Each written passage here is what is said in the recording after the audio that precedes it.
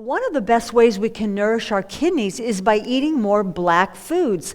And I've really been finding it quite wonderful and challenging to name what are some of the black foods that we can eat. So really, the colors of foods tell us a lot. So when you see a food that's black, providing that it's not like artificially dyed black licorice or something, but it means that there's lots of minerals in there. And so the flavor associated with this water element, or the kidneys, is the salty flavor. So a really simple thing we can do to nourish our kidneys is to think about using better quality salt.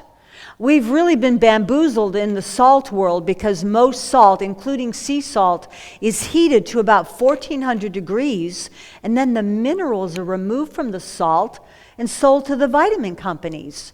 So you want to start looking for salt that's darker in color. Think Himalayan salt or Celtic salt. Your salt should be more pink or gray or brown or red colored. So, that's a great way to nourish that element. One of my favorite black foods is chia seeds. And if you think about chia seeds, they were one of the favorite foods of Native American runners. They are great for endurance.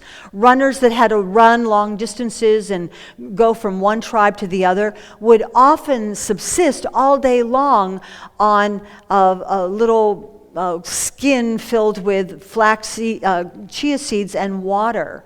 So chia seeds are not only a black food, but they are full of reproductive energy. If you were to go outside and plant a bowl of oatmeal, it would just rot in the ground, right?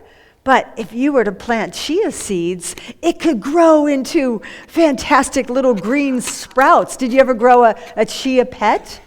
So one thing about chia seeds, you don't want to eat them dry. They absorb 7 times their weight in water. So if you're eating them dry, it can actually dry you up and make you more constipated. So if you soak your chia seeds overnight, I like to soak them overnight so they start sprouting. They really start coming to life, and they also have this moistening, lubricating quality to them. So when we think about sexuality, we think about our sexual fluids. So chia seeds moisten the yin, they nourish the moisture of our body.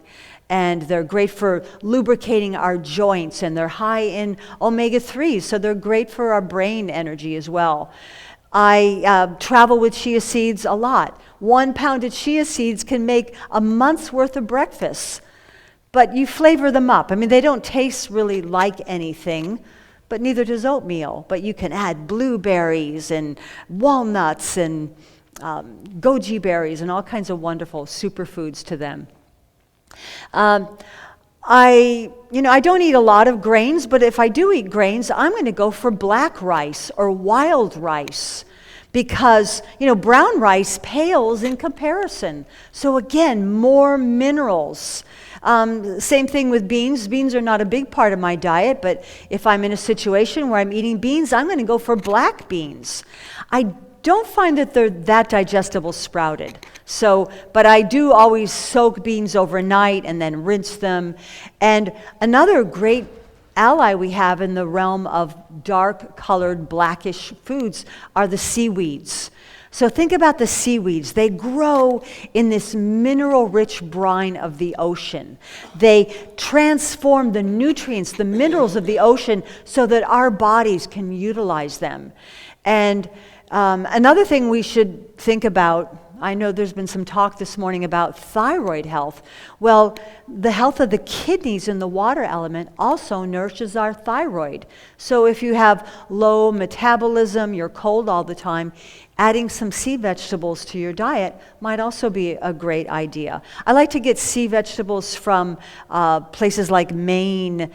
It's all one ocean. We really need to be careful about how polluted our ocean is becoming, and it's all connected, even if you're harvesting seaweed. And that's one reason why we come together to talk not only about our own health, but the health of the planet. Black sesame seeds are a wonderful longevity tonic, and anything that you've done with white or brown sesame seeds, you can do with black sesame seeds. You can even find black tahini. I try to get my clients away from eating peanut butter. You know, peanut butter is very often crop rotated with cotton. And since cotton is not considered a food crop, there's no restrictions on the amount of pesticides that can be used on the cotton. And then the next season, peanuts are very often planted there. Peanuts also contain aflatoxin, a carcinogenic type of mold. So, think more black sesame, tahini, almond butter. Those would be healthier choices. But we also have black foods like blackberries and elderberries. So it's just really easy to think about eating the rainbow and eating a wide variety of colors. So nuts and seeds are also the reproductive part of the plant. And so if you wanted to create new life, which is what sexuality is really luring us to do, you would use the seeds of the plant to create new life. And I think my daughter Rainbow would be embarrassed if I told you this story, but I've told it many times, but I'm going to just share this with you. When she was in 6th grade, she came home one day and she says, "Mom, you need to help me. They took pictures of the kids at school today and they lined us up according to our height." Did they ever do that when you were in grade school? She says, "Mom, I was one of the smaller ones. You got to help me." And I said, "You want to get taller?" She said, "Yes." I said, "Raw sunflower seeds." Sunflower seeds are full of zinc, and zinc is great for growth and maturation. And then in about 8th grade, she said, "Mom, you need to help me. I need breasts." I said, "Oh, breasts you want, huh? Pumpkin seeds." So anyways, you can Google her, Rainbow Mars. She makes it onto a lot of magazine covers. But all nuts and seeds do contain that life force if they're raw. If you were to plant a raw sunflower seed, it has the life potential to grow into a 10, maybe 20-foot tall plant.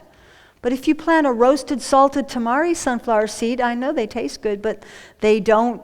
It doesn't matter if you pray over it or put crystals or pyramids, nothing is going to happen. And you can soak your sunflower seeds overnight, rinse them and put some namashoyu tamari on them and dehydrate them, and then they do taste like tamari sunflower seeds. Pumpkin seeds are also one of the best foods for protecting the male prostate gland. So, go Broncos. I heard a lot of commotion in the airport last night. Soak your seeds overnight and enjoy that while you're watching games and things like that. Cashews, unfortunately, are usually heated. They have a fruit on them, so cashews usually are not really raw. And they are a member of the poison ivy family. Cashews and pistachios. So when I work with people with skin conditions, I usually try to back off of those two nuts just because they can aggravate some skin conditions. But hazelnuts have become one of my favorites. I love to make hazelnut milk. So include more nuts and also seeds in your life. So flax seeds are another great seed. They are also high in omega-3s and omega-6s. They're very lubricating. But again, it's best if you don't eat them dry. So soak them overnight, or if you do make flax crackers, be sure to drink a lot of water so you don't dehydrate yourself. Hemp seeds would be another wonderful seed to make use of. And hemp seeds are actually the second highest source of vegetable protein. Soybeans comes in first, but soybeans can be very difficult to digest for a lot of people. I find soy is much more digestible if it's fermented. I don't do lots of tofu or soy milk. I would be more likely to do things like tempeh, but hemp seeds makes wonderful milk, wonderful butter. It has a flavor much like sunflower seeds and sort of pine nuts, and they are not psychoactive at all, so you don't have to worry about getting tested at work or anything like that.